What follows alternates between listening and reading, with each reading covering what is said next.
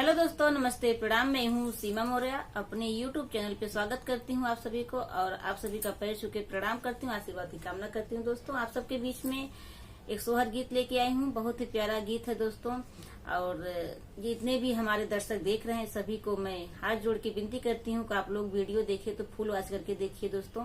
बहुत प्यारा गीत है और गीत अच्छा लगा तो आप लोग शेयर, सब्सक्राइब, लाइक जरूर करिएगा और अपनी बहन का सपोर्ट करें। आप सभी को दिल से धन्यवाद करती हूँ। प्रेम से बोलो जय माता दी।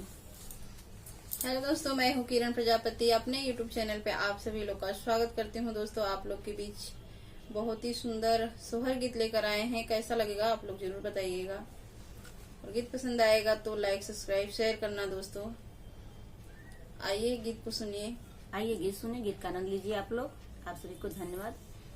सतमाई मास दीना बीत सजन नहीं आवै, सजन नहीं आवै हो। सखिया पिया जी के पालल चिरैया बिरह बोलिया बोलाई हो। सखिया सैया जी के पालल चिरैया बिरह बोलिया बोलाई हो। सासू जे सोवयो सारा वतन दोया गनवा तन दोया गनवा हो। सखिया हमहू जे सोई से जरिया के डरिया लागई हो। सखिया हमहू जे सोई से जरिया के डरिया लागई हो। अरे अरे प्रिया चिराइया से जरिया जीनी बोली हो।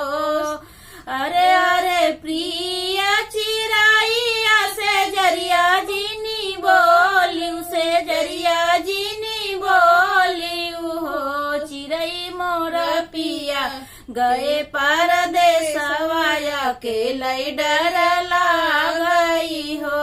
चिरई मोरा पिया गए परदेसवाया के डर लागई हो।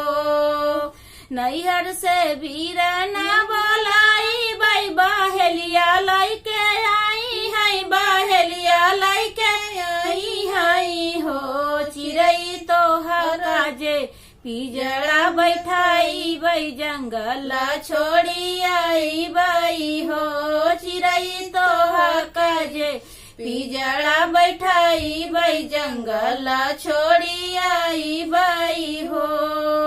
जब रानी पिजड़ा बैठाई है जंगल छोड़ी आई है, जंगल छोड़ी आई है हो।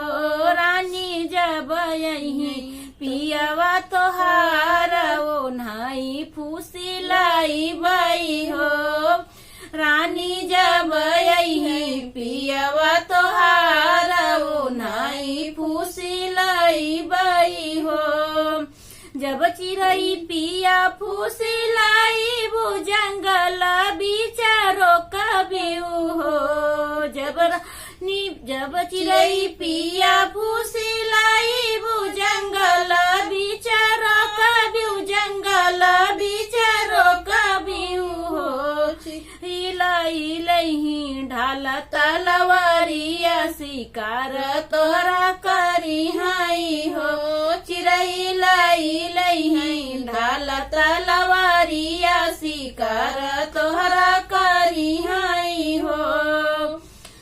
ठुमकी ठुमुकी ढोलिया बाजैया गाना उठे सोहर, गाना उठे सोहर हो। सखिया रानी के जन्म लला नवा सजन घर आई हो। सखिया रानी के जन्म लला नवा सजन घर आई हो।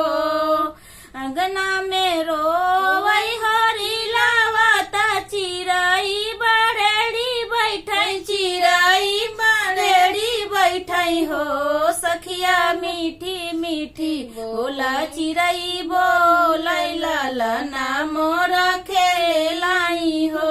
सखिया मीठी मुठी बोल चिड़ई बोलाई लाला ना मोरा खेलाई हो, अगना में रोवई हरी लावत चिड़ई बड़ेड़ बैठे, चिड़ई बड़ेड़ बैठे हो, सखी मीठी मीठी बोला चिड़ई बोलाई लाला ना मोरा खेलाई हो, सखी मीठी मीठी बोला चिड़ई बोलाई लाला ना मोरा खेलाई हो।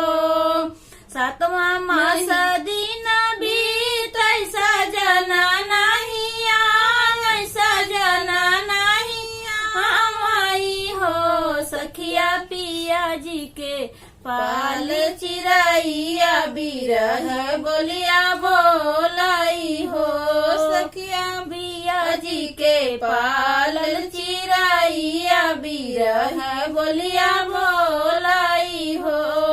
दोस्तों आप सबको ये गीत कैसा लगा, सोहर गीत कमेंट करके जरूर बताइएगा। मिलते हैं अगले वीडियो में, तब तक आप सभी से जय श्री राम। जय श्री राम।